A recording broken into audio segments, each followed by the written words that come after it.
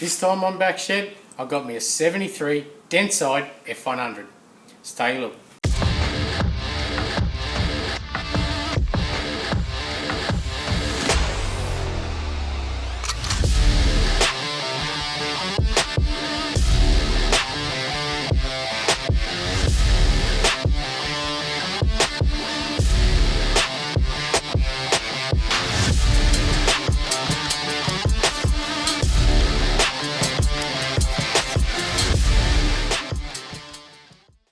I'm a sucker for a good F truck, but this is not that. It's an F truck, but it's not good.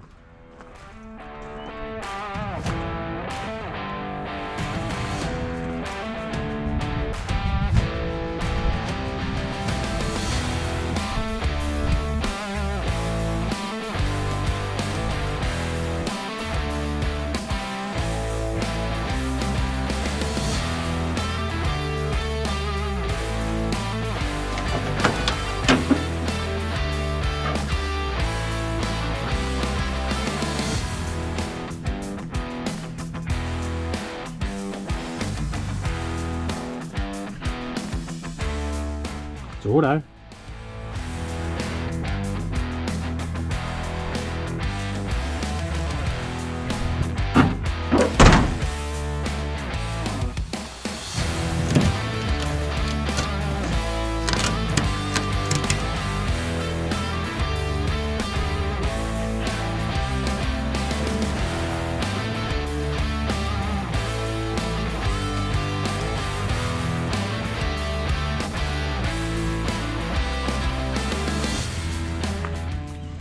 It's got a 9-inch, that's the first bit of good news.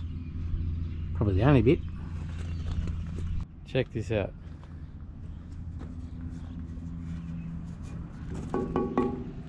That is like 6mm plate.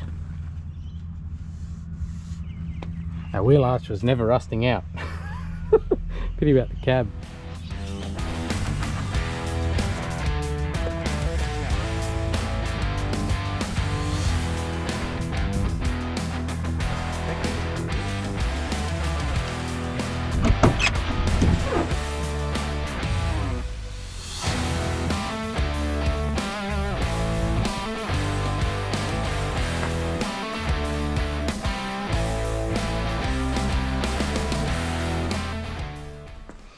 She's the metal dash model. 73, I think. But she's seen better days.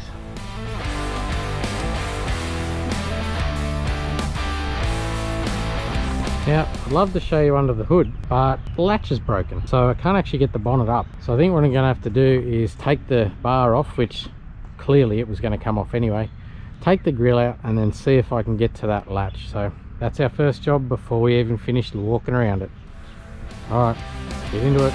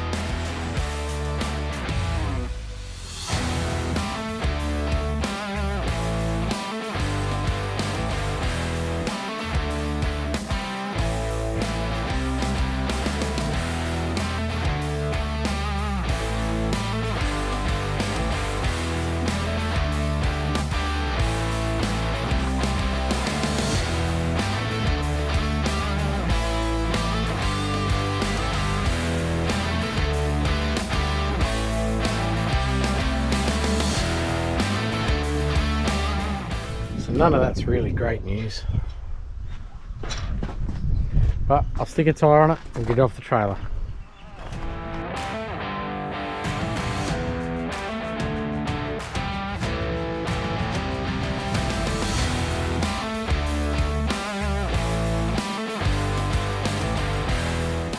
Now I don't know about you, but I'm not really looking forward to this.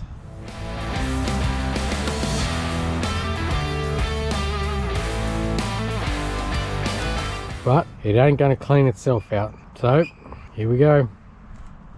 I'm not much of a glove wearer normally, but this shit is out of control. Where do you start? Actually, that's a good start. That can come in handy. I'll keep that. Throttle cable.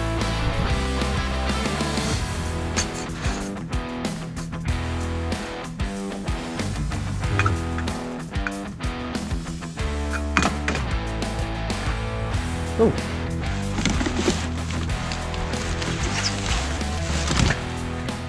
We can go fishing. Maybe later. Alright, stop talking. Let's get it over and done with.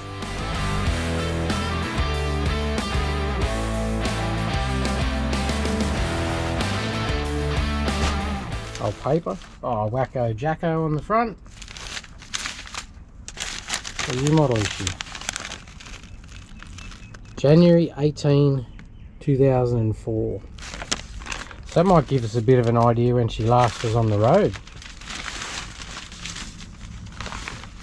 Car's Guide.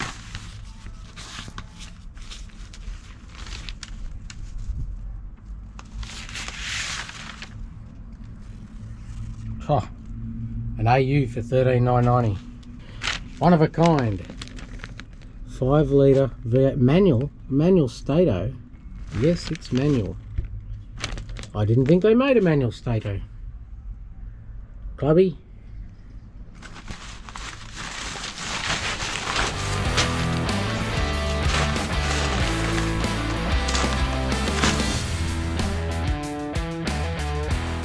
By the looks of it, the worst is still yet to come, so we'll keep digging.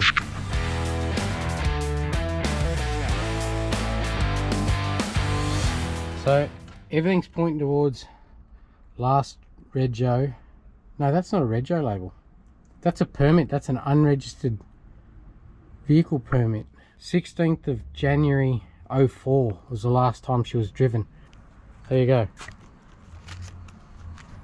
It's still disgusting.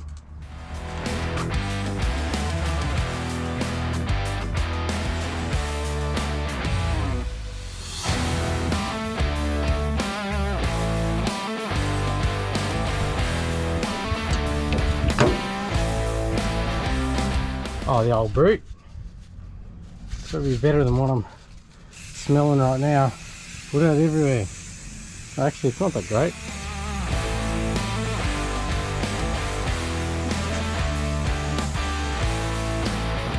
I think that's better.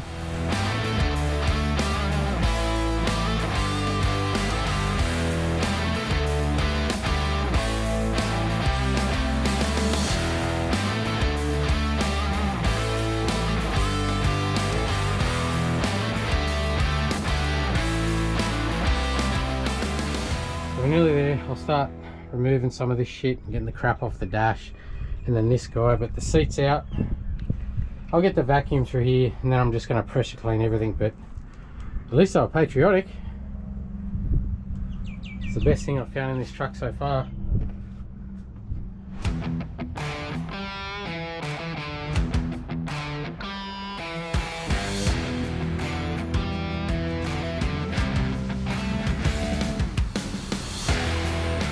Check out this old girl. Mind you, it's covered in rat turds. Just one car I'd like without rat turds.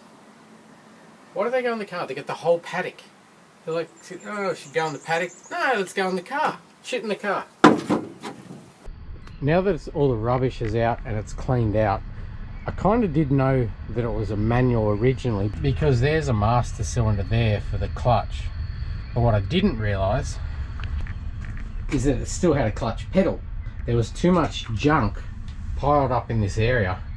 You couldn't see the clutch pedal. And there's the old shifter boot. But she's shitty. Very, very shitty. This is the last of the metal dash. After this, 74 had the plastic dash. So I'm ahead of the game on this one. I didn't plan on starting this one for a couple of days, but found a couple of hours this afternoon, so I'm that far ahead. that was horrendous, to the point where sort of took a bit of skin off getting that radio out, and I'm 50-50 as to whether or not I go and get a tetanus shot. So first thing in the morning, I'm going to break out the pressure cleaner, and I'm not sparing anywhere. I'm doing the dash inside everywhere. There's only sort of so long you can breathe through your mouth before you start to taste it.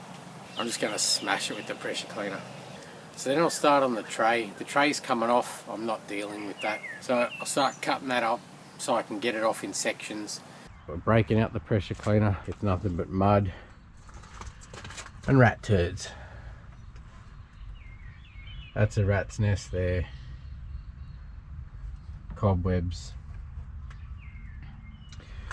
So no mercy shown in here. I'm going to probably spend the whole day pressure cleaning inside the cab, under the engine bay, and I'm going to hit it hard on the outside too, because all of this that I can get off. Let's get into it. I'm going to hit all of this as hard as I can, try and get as much of that off, get all that flaky shit off, clean this out so we can actually start removing some of this wiring. This is horrendous. It's just everywhere. Some of it goes nowhere. The old air horns can come out. And if it starts raining again, we might duck up to the other block and see if I can find a radiator. I know I've got one in one of the other trucks. So first things first, I'll rip out that rag, tape off that intake, and let's get washing. I've stuffed rags down the intake, and just remember to remove them before you wind it. Tape that off, and I've got an old adapter plate, and I've taped that as well, and I'm going to sit that on there in the hope that that might actually stop water getting down there, because I'm really going to go to town on this shit. I'm not dealing with that. That's about 25 mils of rat's nest and rat turds and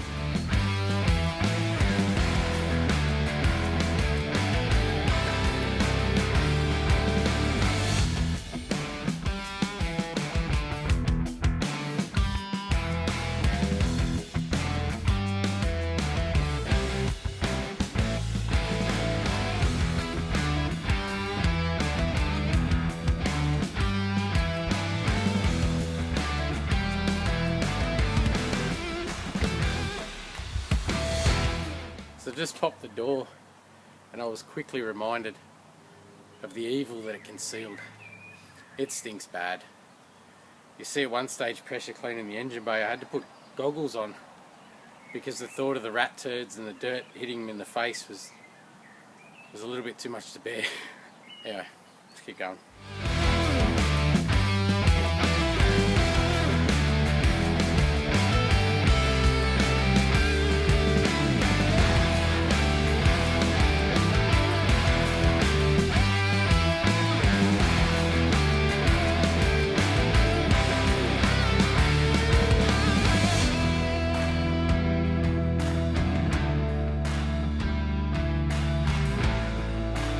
By the time I finish my pressure cleaning, I don't know if this old girl's going to be accused of being green anymore.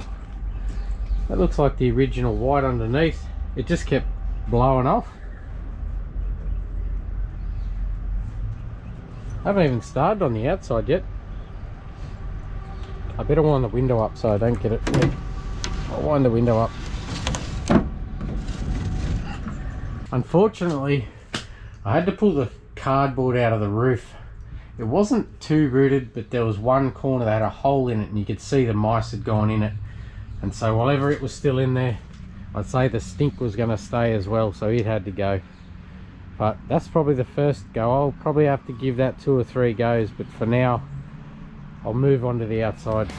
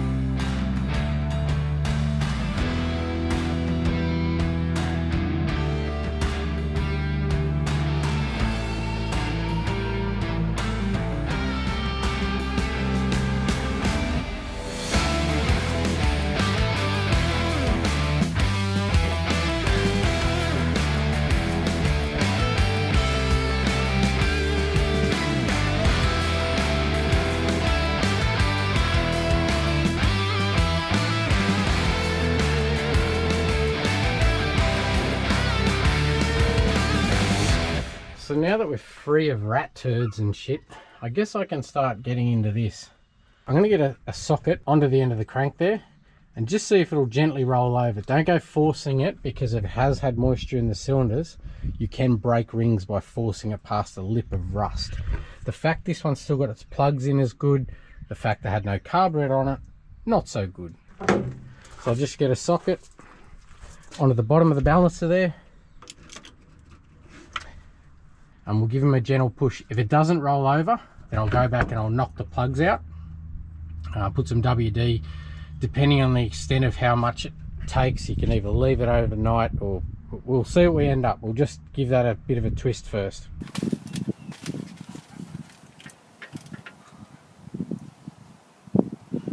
Oh, yep. Back the other way. Yeah, that's gonna go. It's actually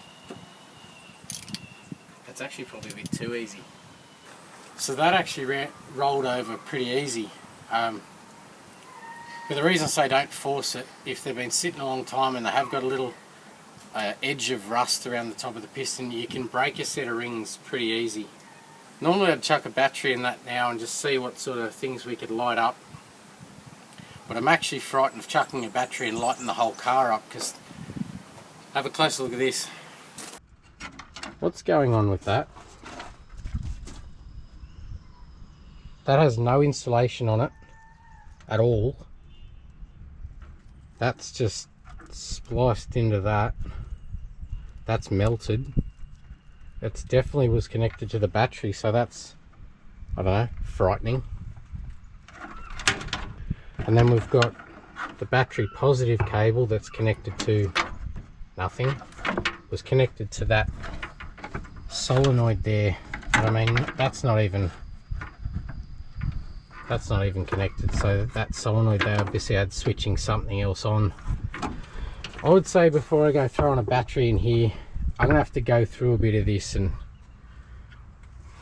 just get out some of the basic shit. I might start here, get rid of that. There's a lot of wires that go through this section here to this side, so if I can get rid of some of them, maybe some of this will start to make sense.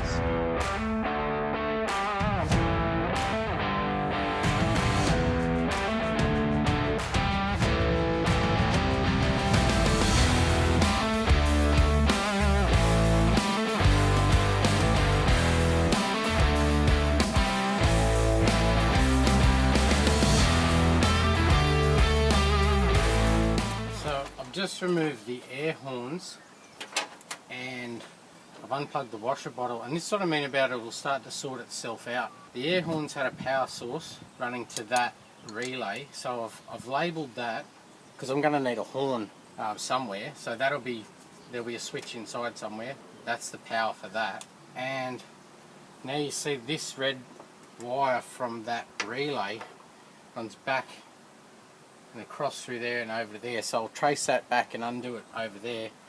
And also this one, which is connected to nothing, and there was this one that was also in the engine bay, and that's changes there to green and heads back the same way. 3 little wires there. I'll go over here and we'll chop them off there and find out what they attach to and get rid of that.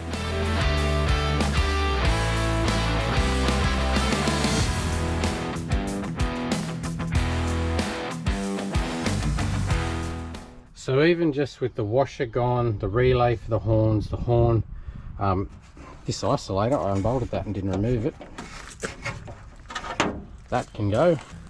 Add it to the pile. So with them gone, you can start to see there's only really that wire and that other yellow fella, which is the power for the washer, and the blue was an earth. Now I've just sticky taped them together and labelled them, and I'll just sit them there for now. So the only one really left here is this guy, and he goes to nothing. So I've gone back across here, and that's him going into the firewall there. So we'll go inside, but brace yourself. Take a look at this. There is no insulation on any of that. That is just wound around some other shit. Has that melted the insulation off? Like, what's going on there? Look at that. And there's more there.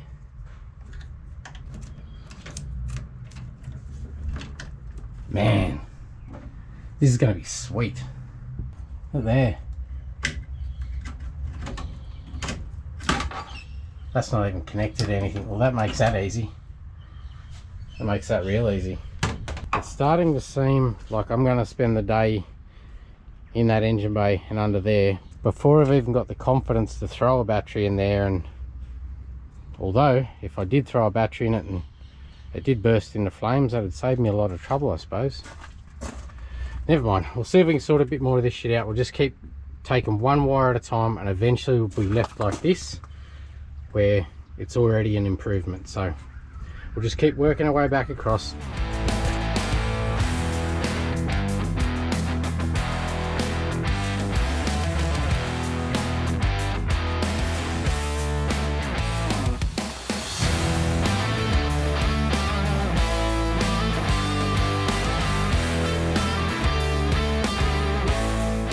So making a bit more headway, I've removed that massive relay, 2 relays really, from there to try and get this a bit more organized. We'll make a new cable that wasn't connected to shit, and we'll figure out what these guys are doing. That's factory harness, so I want them. That guy isn't though. We might trace him back, find out what's going on there.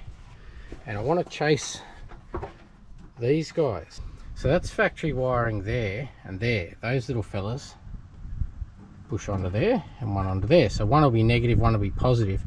And they've once again chopped into a wire there, no insulation, and it's going that way. So I want to find out down the back on top of the tranny, I'll find out what that is, see if I can get rid of that. And then we're going to come back, pick this guy up. It's coming from the cab. No, he's not. It's painted green and it's going down there. I'll find out what that one's doing too, something to the rear. So hopefully we can get rid of this, that. Still making headway, stripping back to the factory wiring there. I'm still yet to chase that one, but I got up in here and take a look at this. There is yet another one just tied together, not insulated, and look at that. That is melted. There's no insulation left on that at all. It's melted. And if I come down here, there's another one there. That's clearly been hot because that's as brittle as anything. Unfortunately, that's the factory harness too, so I have to find out where they're going. And this has been the replacement, I would imagine.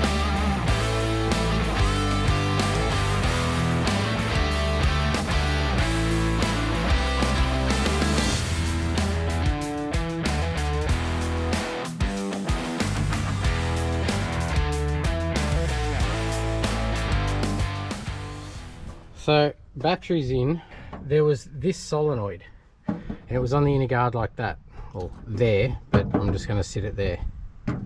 So there would have been power coming from the cab to one side of it and an earth the other side of it. So when the power hits this, it engages the solenoid and sends power that comes from the battery to this side with that short cable out this side, and that went to the starter.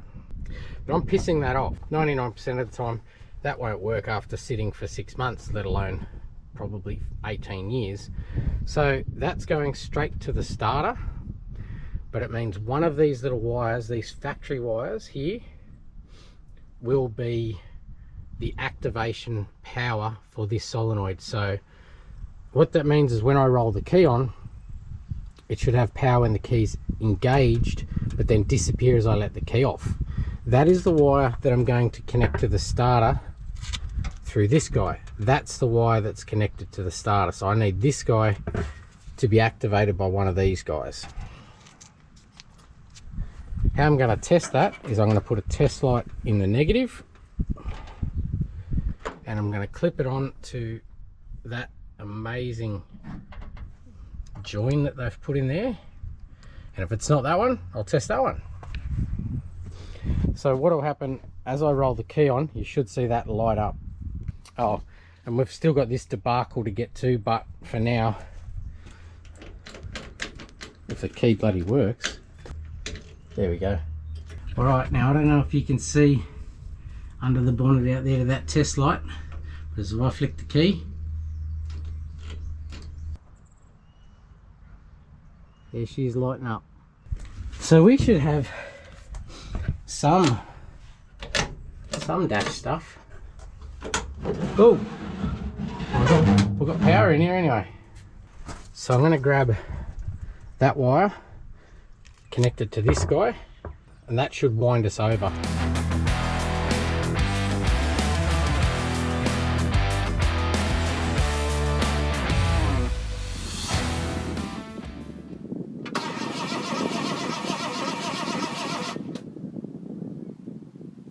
So I'll get in here out of the wind so you can actually hear what I'm saying. But now that it's wound over, we can move on. It's missing a coil, so I'll chuck a coil in it and we'll check for spark.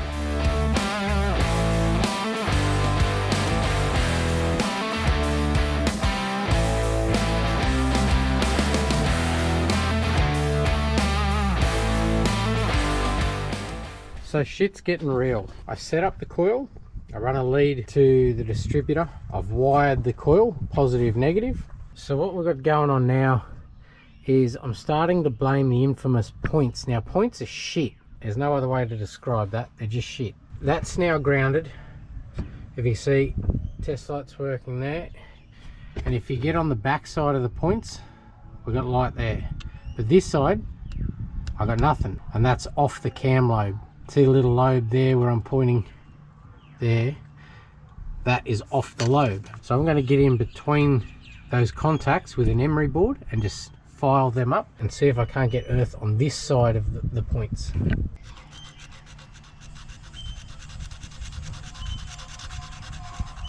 So I should be able to get some action on this. Yeah, there we go. So now we're going to have a chance.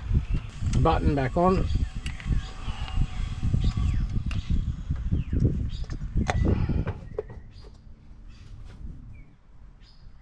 And I'm literally just going to get the old spark plug out. So if I can just sit him on metal there, earth him out, we should see spark at the end there, hopefully. So we'll chuck the plug back in. You saw it had spark, and we'll button her up. So now we've got spark and we're almost out of daylight, so I'm gonna give it one crack to see if I can get it to bark.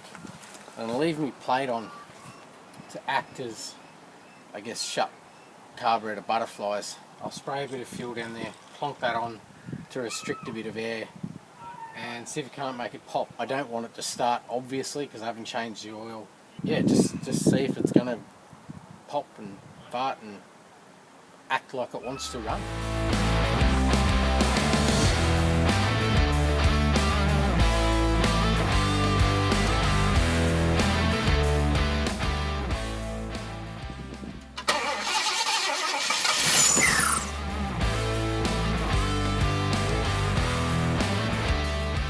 I did try to fire, so I'm going to take that small victory and that might do us for today. It's been a very disgusting day, but good. And this is the pile that we removed, all that out of the engine bay.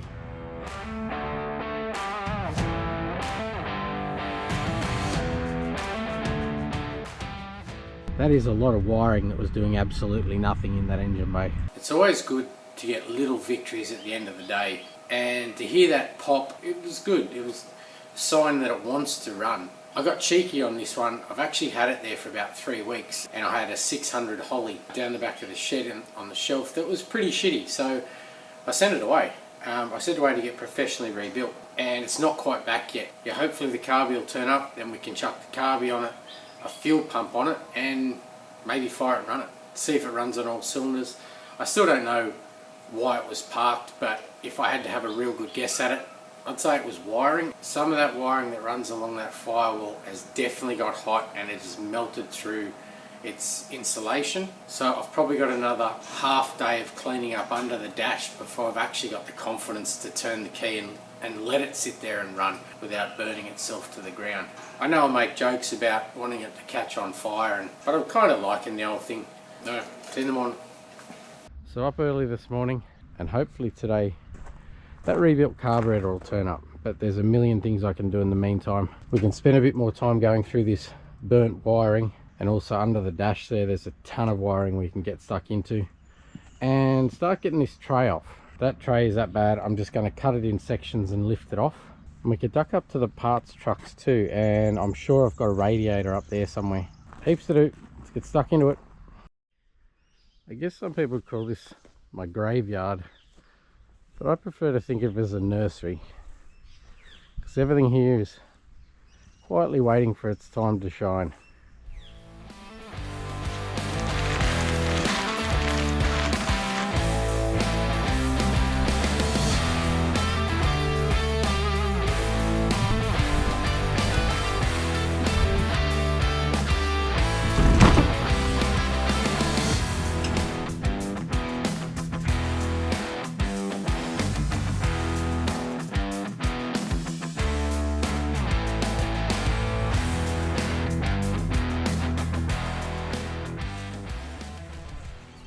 I'm sure one of those will be okay. A lot of time when you buy old trucks, they're full of parts, and that's exactly what that one is. It's just full. One of these guys will work.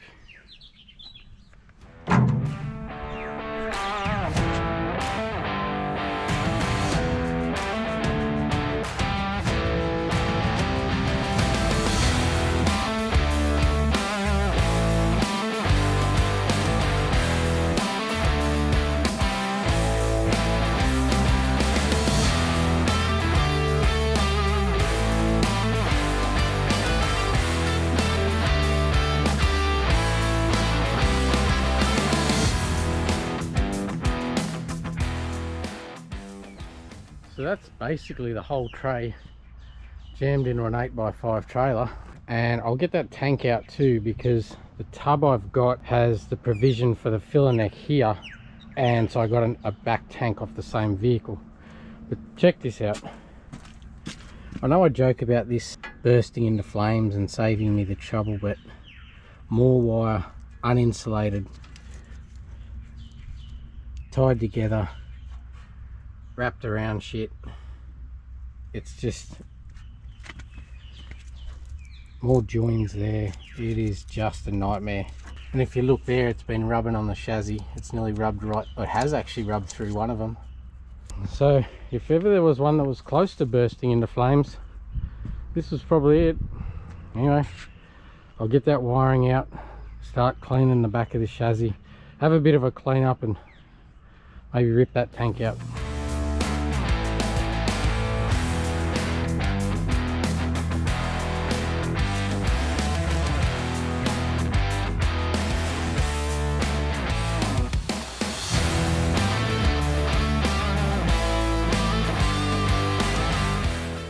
The old tank is out, and I've still got to remove this tank bracket and then remove the spare wheel carrier at the back there. Then we might start on these rear leaves, dropping these down, taking out this helper lever. I think this guy's load carrying days are over, and we've got this kit. I've got this hanger mount to bring the ride height right down. We're going to get rid of that big helper spring. Then we can adjust it. We can either use this guy in the back with a couple of different holes, or use the standard fella, and that'll just give me 3 points. I can use that guy or one of these two. Righto, I got him jacked. Stop talking, get into it.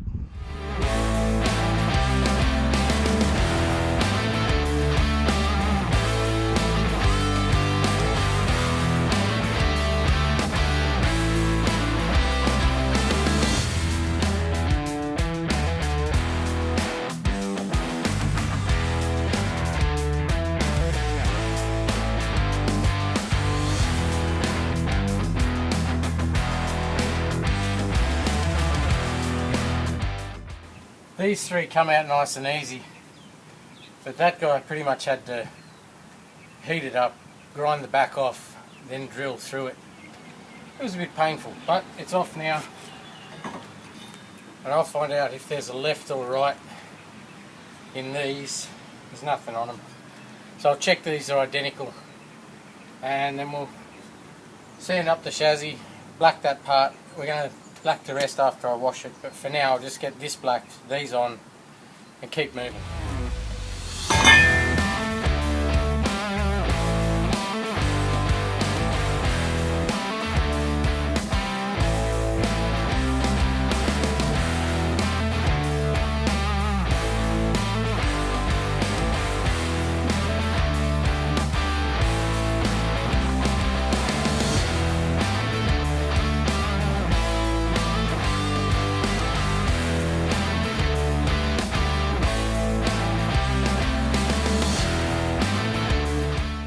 So that's all on now, and that was quite the job.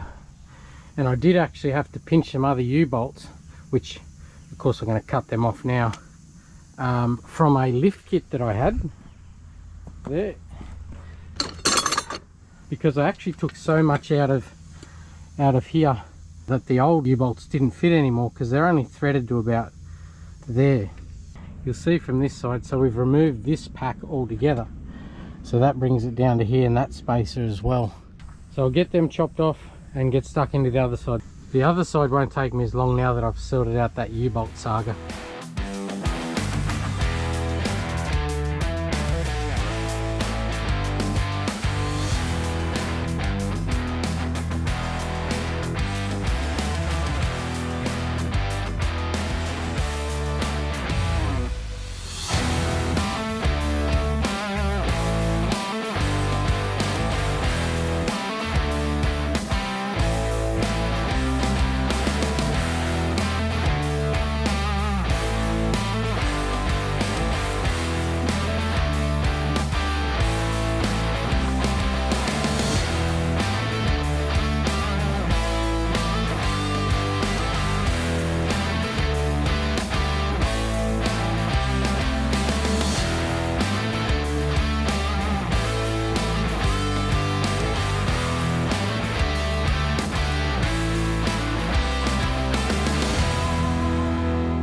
So nearly out of daylight, so that's probably it for today. And I've got a couple of days now back at work, so that'll give time for the carburetor and some other little bits and pieces that I've ordered to turn up. I'll work out some tyre sizing for some wheels over the next couple of days. And I must say, I don't mind that kit. The eyelet at the front is 50 mils lower than the standard, and so is the shackles. They're also 50 mil lower than the ones that came off it, so I'm guaranteed of at least 50 mils difference here. But when I put it on the ground, sort of thought, well, that didn't look like it made that much difference, but I was kind of forgetting. I just took maybe 200 kilos of tray off, maybe more. I cut it into 4 pieces, and I couldn't lift each piece really. I struggled to get it into the trailer. I probably could have cut it up more.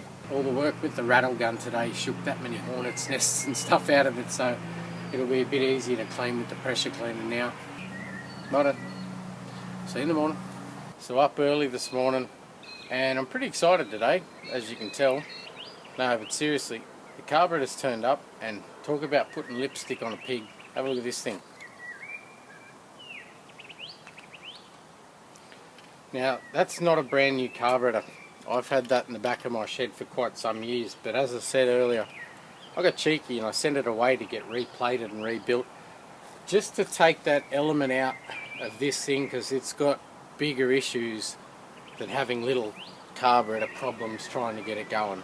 It's got enough going on as it is. So I'll get my little plate off from pressure cleaning, we'll get the top of the manifold cleaned up, get this guy on, throttle bracket, and see where we end up from there, eh? Righto, let's get into it.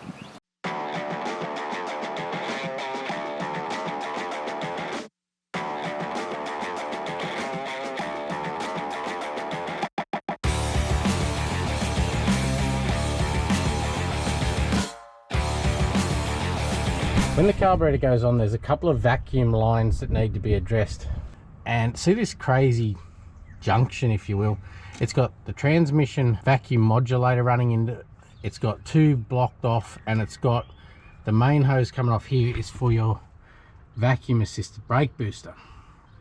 Well, the carburetor's pretty much got all that on it. It's got the big one here. Sometimes they're at the front, sometimes they're at the rear, depending on the model, and run brand new hose from here to the booster. This guy here is going to be to the vacuum modulator on the transmission, and then the distributor has a little vacuum line for the vacuum advance. Well, I'm going to run that just there. So we're going to run new hose from the dizzy to the front of the carb, new hose from the carby to the transmission modulator, and from the base plate to the brake booster, and get rid of that shitty thing there and just plug that hole. The last thing I need is to be trying to fire this with vacuum leaks. So if I get rid of all this old shitty rubber line, I've got more chance of it firing up instantly and actually running properly.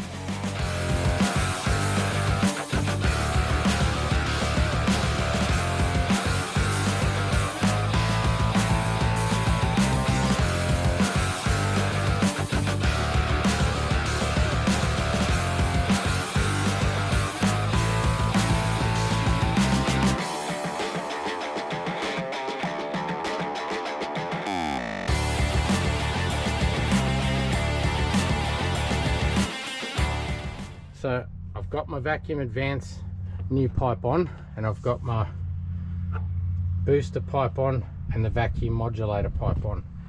Now all that's well and good when you're putting new pipes on, but here's the thing, it's no use doing that if the leak is at the other end. The simplest way to test the vacuum advance, the modulator and the booster, and I've done it once I've put new pipes on, is just suck on them. If it builds pressure, that means that diaphragm is not broken. Make sure that's connected first of all, because that one isn't. When I went to put the line on, it was just flopping about. So I'll get under, connect that guy up, and then just suck on the end of that clean pipe in this case. But what I found is that one's shagged. That booster, there was absolutely no resistance. So I inhaled basically everything that you saw in this engine bay before, which is kind of creeping me out just a little bit. So I'm going to block the booster for now and worry about that at a later date after we find out if this engine's any good. But the vacuum advance is fine, and I'll get under and connect the modulator up and see if that guy's fine too. So we're blocked off at the back here. I've disconnected that line and took it away so I don't forget that it doesn't work. Modulator's done, vacuum advance is done. I've got a fuel line ready. We will do the pump next. I'm not going to chance that one. I'm just going to put a brand new pump on it. And I'm just trying to set up the throttle linkage. What I'm finding is the hole that they had there, and this is a used cable that I had, it's way too low. It should go up in here somewhere, so it should be sort of eye level with it. It's too low, and the cables actually won't retract far enough to get full throttle. So all I'll do is take that cable back out and bend that up and straighten this out, so it'll actually end up bending from about here, and the hole will come higher because the bend will lift it back up. So hopefully I can get that hole higher and back about here so I can get a bit more throttle pull in it.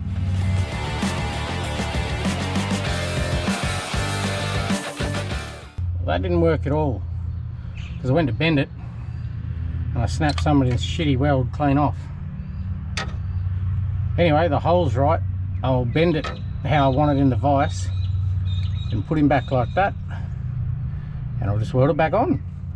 And I'm trying to hurry because it's starting to rain again.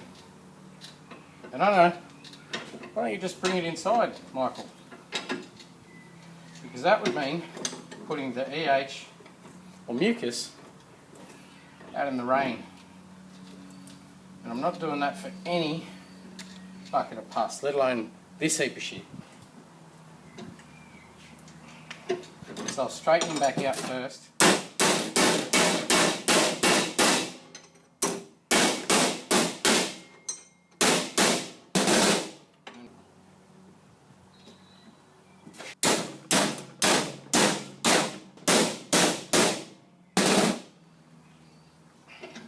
See how that goes. So all that's buttoned up, brackets done, seems fine. We'll get that pump done.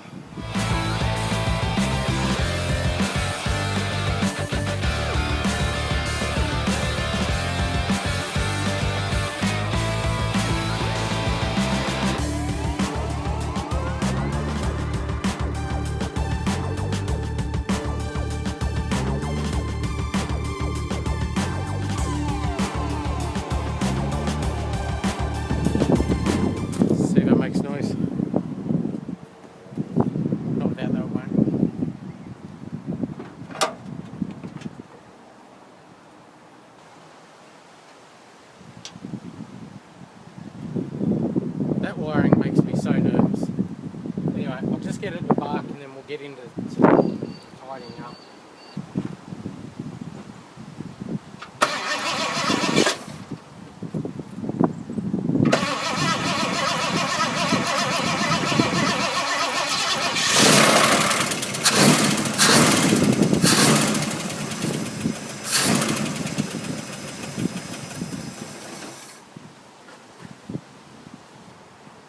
Well, that's the first sign of life, and she actually sounds pretty good. Have a look at these pipes. I didn't pay any attention before, but she's got dump pipes before the diff and 2 mufflers up there. It's actually a bit of a work of art. So it's not a bad start. Barked without a carburetor, now we've got a carburetor on it. I actually got a couple of pumps in the throttle. It sounded okay, but it's just started to sprinkle again, and I'm just going to see if it stops. If it does, great, I'll get back into it. If it doesn't, I'm going to pressure clean. Now that I know it's going to fire, and it wasn't noisy, I didn't think it was noisy. There was a bit of lifter rattle, but I didn't hear any knocking or anything like that. I've pulled the transmission loop out and fluid went everywhere, so the pump in the transmission is pumping. Going okay. It's coming to life. It's going okay. So dump the oil, I'll knock the sump plug out, chuck a tray under it. If it keeps sprinkling, doesn't matter, I'll drain the oil, so we'll start there.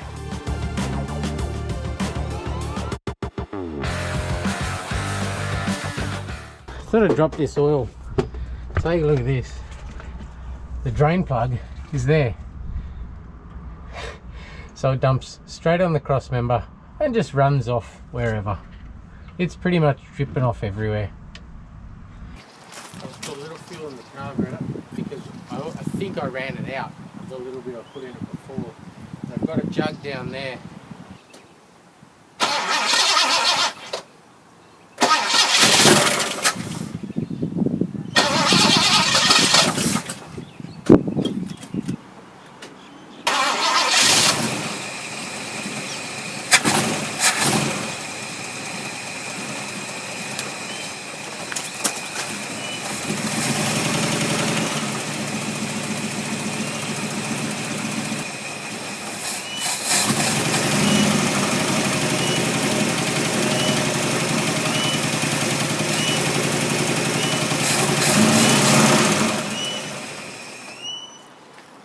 A bit rattly. It's a very stop-start sort of a day today, with on and off with the rain all day.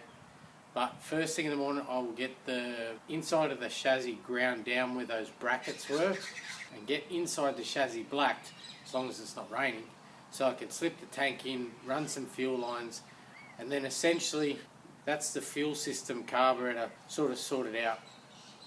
I can chuck a radiator in it and then we can actually run it and just see what's going on. It's got oil pressure. It did start to quieten down those chattery lifters. How much? Don't know.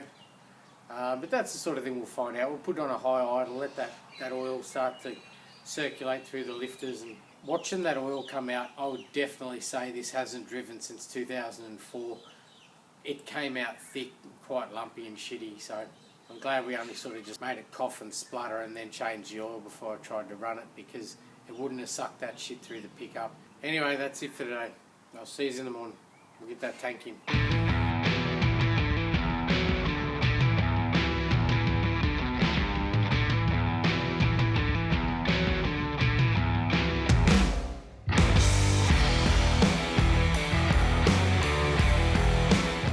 So I finally got that bracket out. Now at least we can black around here, get the tank in, button up the fuel lines.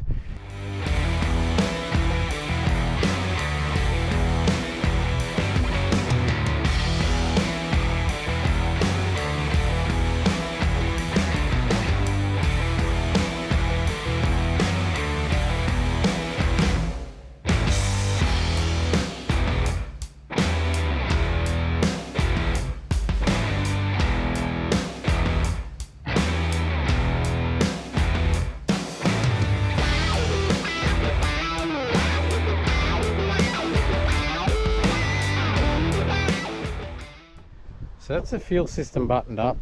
hoses on. I haven't started the wiring, and I've laid all the other wiring out. Now it's pretty shitty because of all that, but the tub that I've got for it has actually still got a harness underneath it, so I'm hoping I can cut him off there and join him, so then I don't have to deal with all this garbage. I can just pick it up there, put a decent connector there, and plug the harness in for the tail lights and all that sort of thing. So with the fuel system finished, back to the carburetor, I put some fuel in it. We're going to move on to the radiator. Believe it or not, the homemade shroud one actually looks better than that one. This fella's got some old repair there that is a bit sketchy, and on the other side, and actually another one there too. Whereas this guy, he don't look too bad. That's good enough for me. It's going in. If it leaks, it leaks, and we'll get another one. But this should get us at least to drive around the paddock for a while. So get a go at this. I start pulling the hoses off, and this one on the top, because I've got new hoses. I undo this clamp and lift this off. Check this out.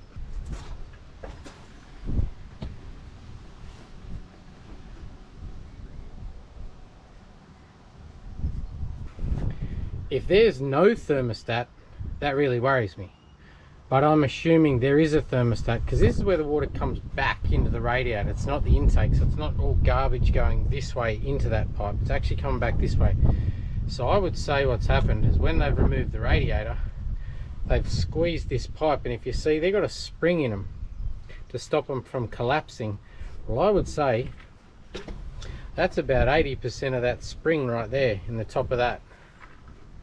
See, that's all busted up inside there, which that doesn't really faze me too much, because if there's a thermostat under all that garbage, then it's all just sitting on top of the thermostat, and I can get most of it out with the vacuum, then undo that, take the thermostat out, and I've got a new one to go in it. Either way, that ain't going to be pretty under there, but I'll get into it.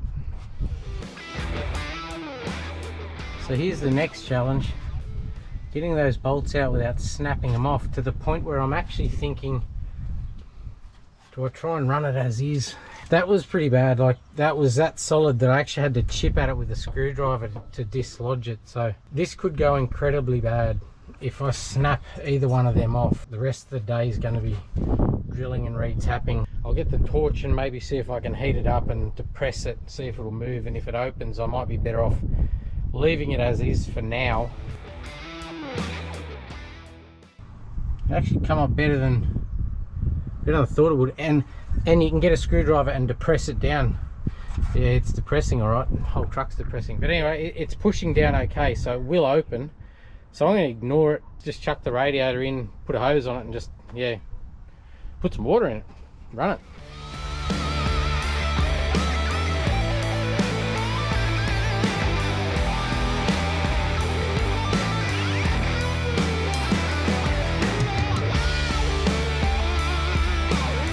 Now, I'm going to zip tie my amazing transmission lines just out here, and I might have to clamp there so they don't spew out, and I'll top up the trans and see.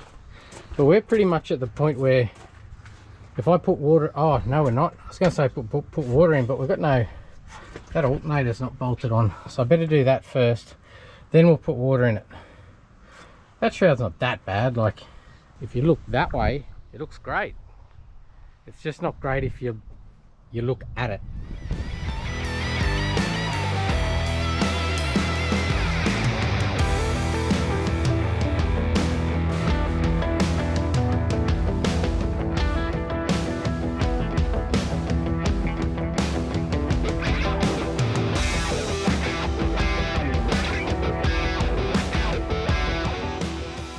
So we've got water in it, but I can hear air escaping, and where there's air escaping, there's bound to be a water leak. And if you look down there, I don't know if you can see my finger there, but there's water running down the block. You can see it running down there. Oh, actually you can see it leaking out really bad. I'll knock that clamp off, have a look at the pipe, see it's not cracked or rusted away, and then retighten it. That leak is a bit of a showstopper. pipe is actually that corroded, the more I tighten it up, the more it's crushing it, the worse it's leaking. Alternator's on. I've connected it up just to see if we've got any voltage. I should be able to idle it at least now for a decent amount of time.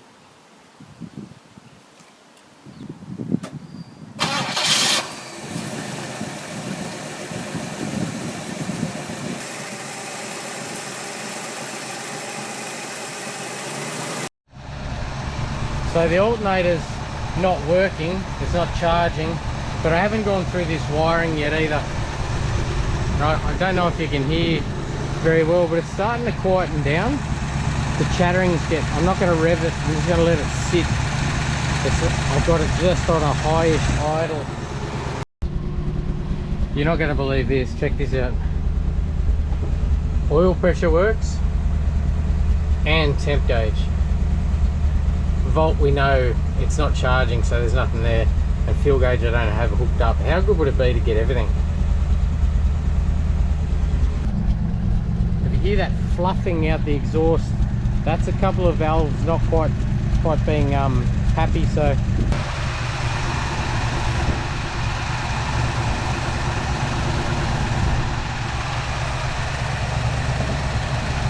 So let me explain the WD down the carburetor. You could hear when it was idling, it was a slight unsteady sort of an idle. It wasn't smooth, and you could hear the fluffing out the exhaust. What that can be is when an engine sits for a long period of time with a valve open, surface rust actually builds up on the stem of the valve, and that'll actually stop the valve completely shutting and just sit off the seat, and that'll be the fluffing you can hear out the exhaust. It's cylinder pressure escaping. So one way you can remedy that is get the motor warm, spray a decent amount of WD down the carburetor while it's running, and the air rushing into the engine takes the WD with it past the intake valve and it coats the intake valve. Now if you put a decent amount, it can't burn it all, so it's sending some out the exhaust as well, and that gets the exhaust valve on the way out, and that's probably the one that's sitting off the seats while we're getting the fluffing out the exhaust. It seems to work. The idle's now smooth, the fluffing out the exhaust has stopped, but I'll probably have to clean those plugs because it does foul plugs.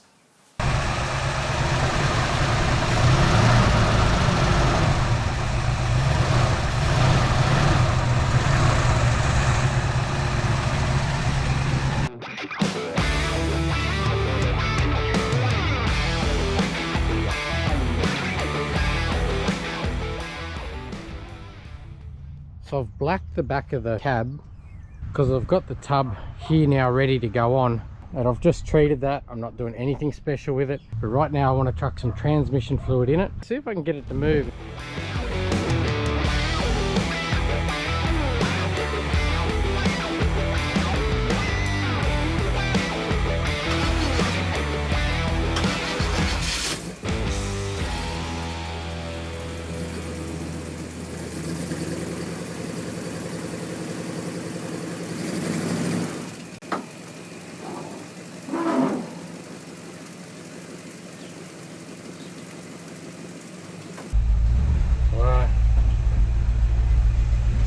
Spongy as hell, the old brakes. Let's see it. Oh, far out. Well, it's got forward and reverse, but that clunked into reverse.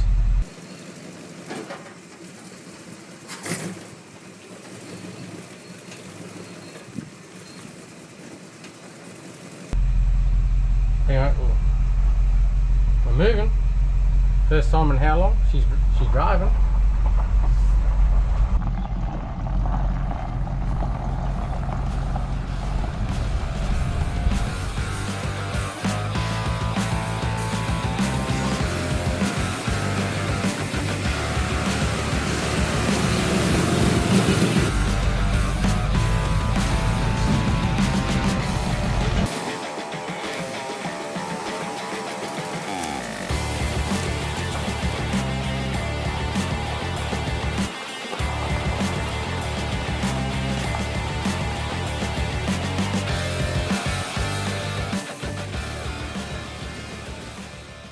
So I reckon I'll start up front.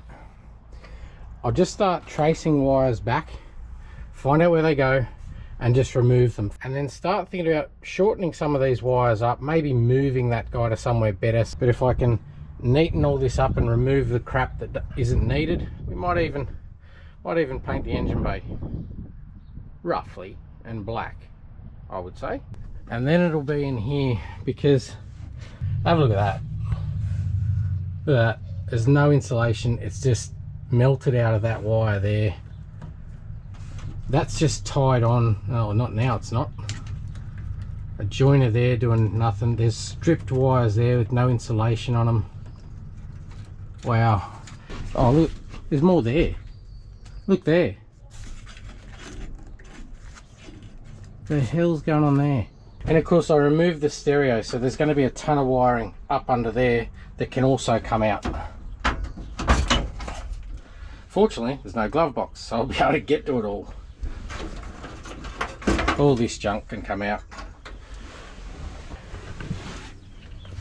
Stop talking, get into it.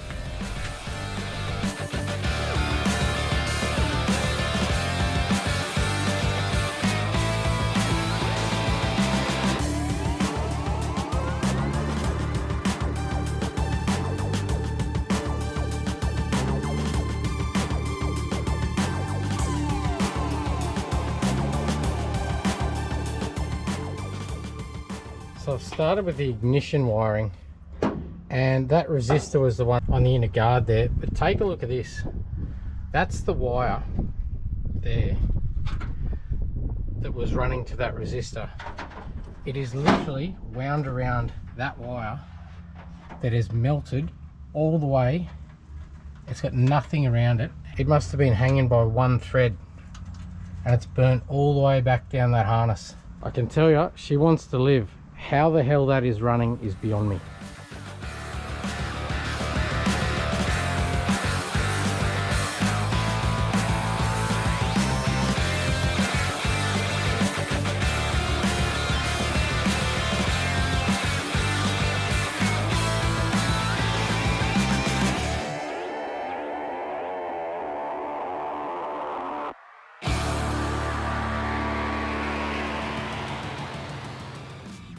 So get this, okay, so tank went from there to there. That's a second-hand tank.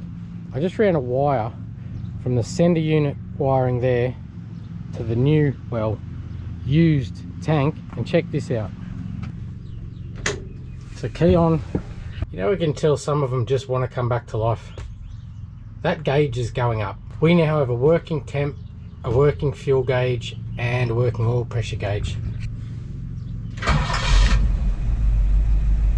She goes. What's she got on it? 17382. Just by the look of her, I'd say that's like 417. Anyway, it was as bad as all the wiring was under the dash and in the engine bay. There's no way I thought that would work, but obviously that sender's all right. So now we can get the tub on.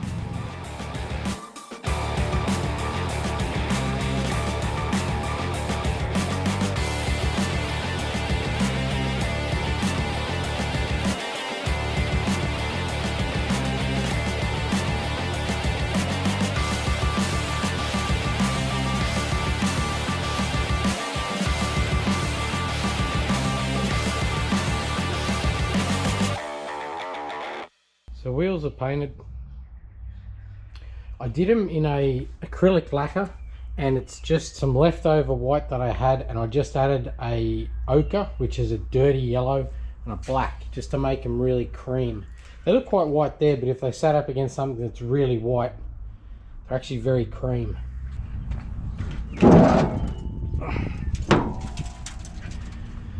And the rest of the time was spent under here sorting out wiring. I made a cheap little clamp for the battery, and then just dusted a bit of black around the edges. I left out here shitty, but just masked off the back here and just dusted black through there. I'm going to put all of this wiring inside insulated tubing. I'm not going to wrap it in tape, so if you need to, you can open it, add another wire through there or something. But all that wiring that was gone, that resistor was over there, and all that crap over there, that's all gone.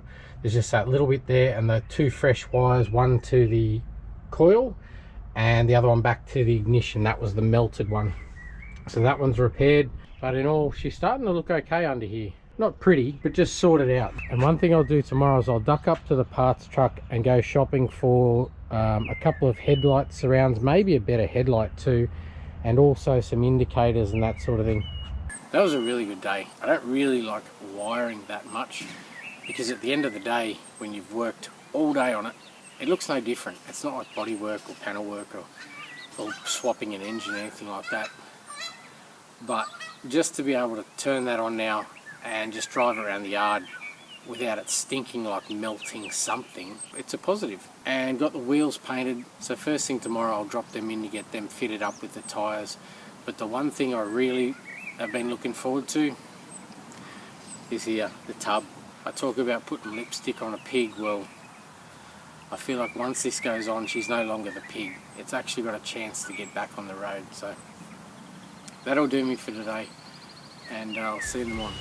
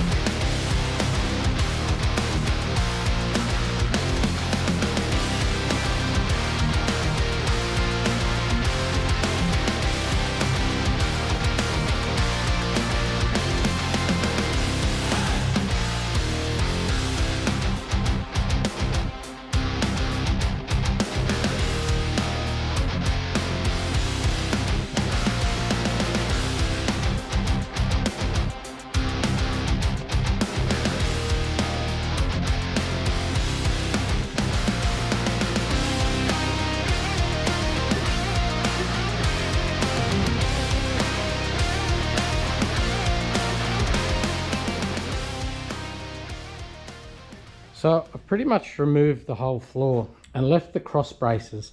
Now I'm just going to clean up the edge with the grinder, and then I'm not going to worry about ribbed floors or anything like that. I'm just getting a 1200 wide by 2.4 long piece of checker plate, and I'm going to stitch weld it to that edge once I've cleaned it up. So it literally will just be the full rectangle, and stitch weld it in. I'm not going to seam weld it because that's what causes the issue. When water can't get away, that is actually what has caused the issue. And have a look at the floor. It was Swiss cheese. Not one panel was any good. And if you see down in this support here, that's just rust and dirt. So we'll clean all that out, clean all the tops of these cross braces off, and then just put a nice piece of 2.5mm checker plate, nice and sturdy.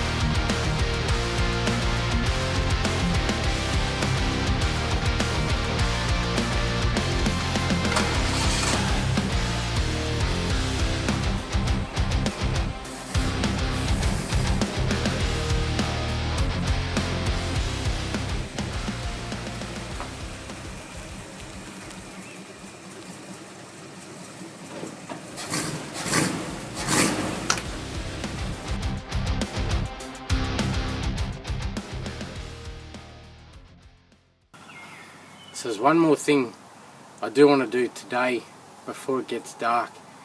And I've said before, you've got to give yourself little rewards for big days. Well, that was about as big as it gets. Cutting that floor out, re-putting the floor back in it. And I know it's just checker plate, but just eliminates all the rust that was in that floor.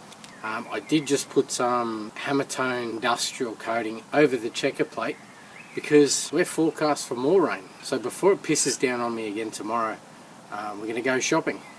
And by shopping, I mean scab through the other parts truck up the top there and get some indicators, headlights, and any other odds and ends. The rear step I had to remove. It was the one with the tray back. The tub was going to come down too far. I'm pretty sure I have a standard steel rear step up there in one of those other trucks, and it's beautifully rusted too. But the one kicker I want to give myself now as a bit of a reward for all that shit I just had to deal with, it's fit the wheels. I want to see where this thing sits. I don't want this super low. I think it's going to be sitting just fine the way it is now, because I think if you go too low with a long wheelbase, it exaggerates the length of them. They just look a little bit awkward. So I want to sit this one mid sort of a height. Anyway, one more time, let's get into it.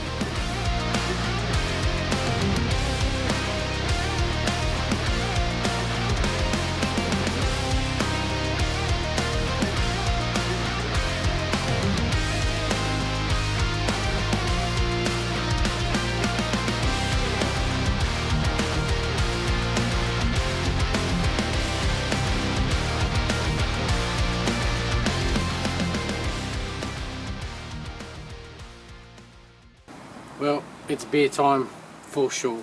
It's probably past beer time, to be honest, but as I said before, I changed my mind 3 times on these. I actually bought black steelies, then I was thinking maybe paint them red, and when we did the Patina XE wagon, I put white steelies on that. I think how clean they looked, it really suited the car, and kind of like them. These are actually an off-white.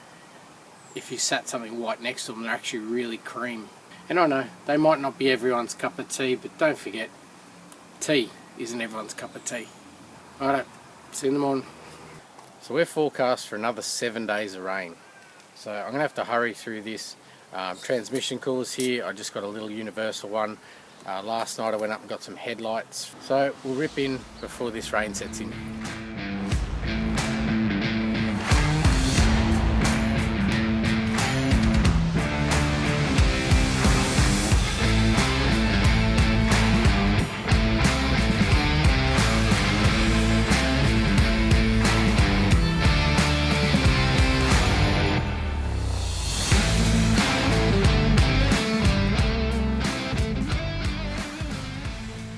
So we're almost back in one piece. Trans coolers in, headlights are in. Yeah, they're different, but whatever.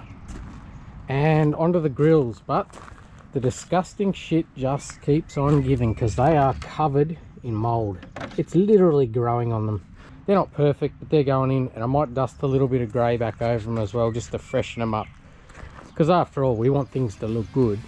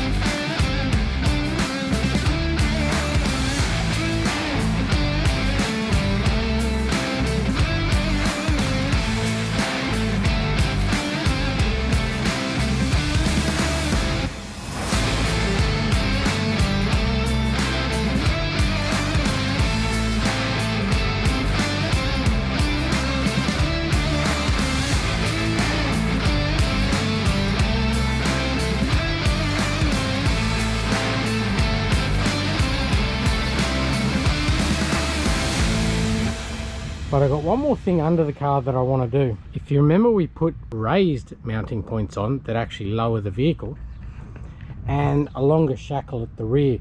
But here's one thing. Do you see this bracket here?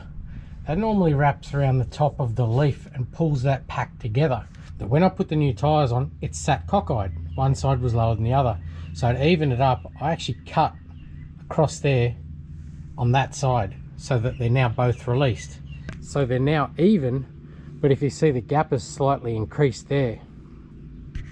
I've now got 70mm from the tyre to the guard on the front, but I've got 90mm there.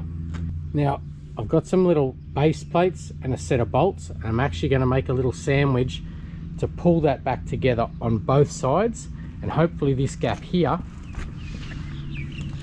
just here, and also at the front. I don't know if you can see that, but just there, if I can pull both of them down front and back and it gets me 20mm, that'll be 70 front, 70 rear, and I'll be happy with that. Like I said, with these long wheelbases, I don't like going super low with them because I think it exaggerates the length and they look a little awkward. So I just want it nice and level, and at the minute it's 20mm higher in the rear. So I'll get these on. All I'm going to do is put two like that over the top of the spring, another base plate at the bottom, and then just do up the bolts to sandwich them back together. So I've only got the back in and I've already got me 20mm, so that's now 70mm. It's technically dead flat, but I think I'm going to put the fronts in anyway, and if it drops me another 10mm, it'll just be raked 10mm to the rear. Here's the little drama I had. If you see, these bolts are only threaded to here. Well, I didn't allow, when I was buying these bolts, for how far they were going to pull together, so I actually had to bang a couple of spaces in there. However, here's what I think I'm going to do. I'm going to take them back out because I'm really not excited about having these spaces there. I'll show you on the front what I'm going to do. If you can see there, I'm going to put them in upside down so the nuts are on top. Then I'm going to compress that up, hold that in place, and then tack weld that bolt there. That'll hold the correct amount, and that'll allow for that compression there into that thread. So push that up, tack it there, cut those bolts off, get into it.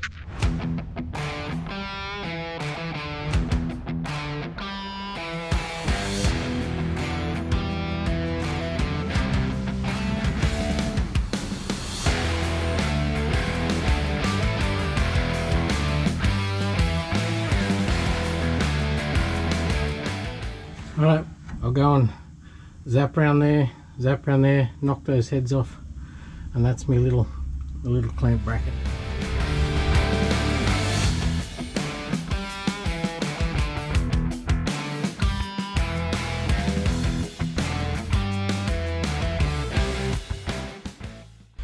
And I can tell you, that's still ridiculously hot even through that welding glove.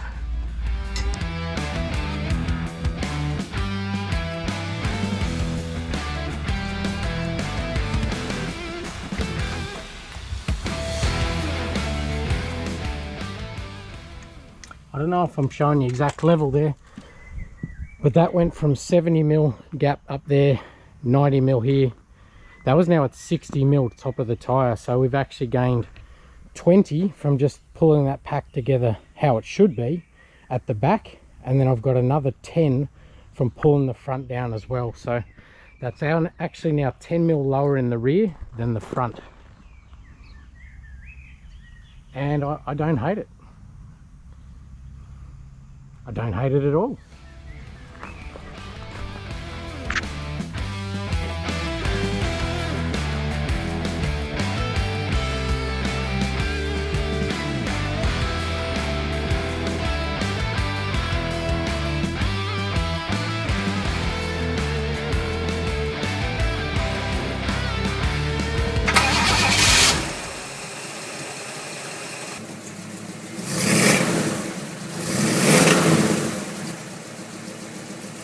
Just cleaned all those plugs up. I just had another real quick little drive of it, and I can tell you that is probably the most satisfying one I've done in a long time.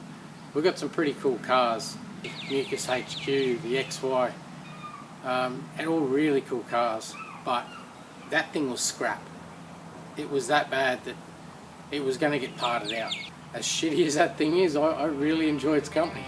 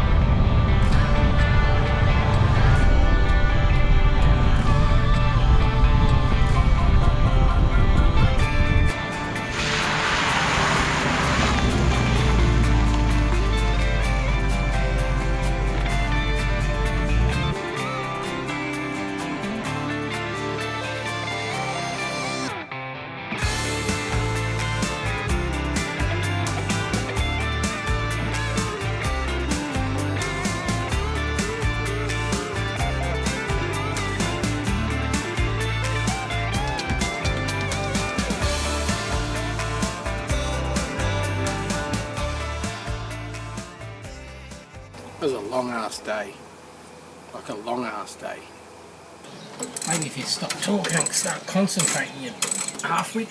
Nah, whatever they are. They're not side indicators, they're red, you dickhead. Get rid of all the rat turds. Why do they shit in the car? Go out in the paddock, you dirty little pricks. Just for the record, fuck you, Rust. It's like pissing in your bedroom instead of going out on the grass. What the fuck? Use your head. That sucker ain't breaking. Why would you try and put the return spring in? You just welded it. Why would I try to do that?